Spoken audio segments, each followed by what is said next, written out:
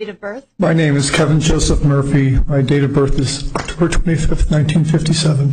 You are here on a new case out of Superior Court for one count of leaving an accident with death or injury, Class 2 felony, one count of failing to stay at the scene of an accident with a death or injury, Class 2 felony, one count of failing to render aid, a Class 6 felony, one count of failure to give information at the scene, a Class 3 misdemeanor, one count of death or serious injury by moving violation, a Class 3 misdemeanor.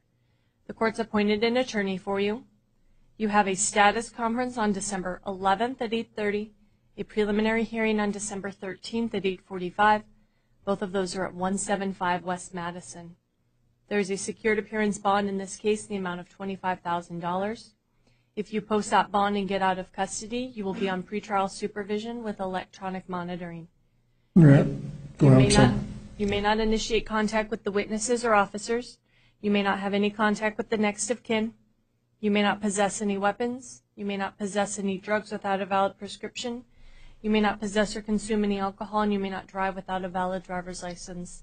Mr. Murphy, do you have any questions? Yes, Your Honor. If I could ask the court to let me go on self-recognizance or whatever that recognizance, I have no way of surviving without a job. If I lose my job, I will be homeless.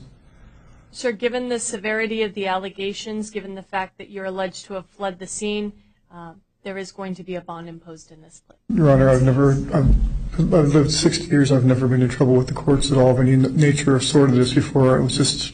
I don't want you to comment on what happened. No, I'm just saying I've just never been in trouble before like this in my life, and this is overwhelming. I have no way of coming up with $25,000. I live out here by myself. I understand that. I've reviewed your criminal history. I showed that you don't have anything, but at this time there is going to be a bond.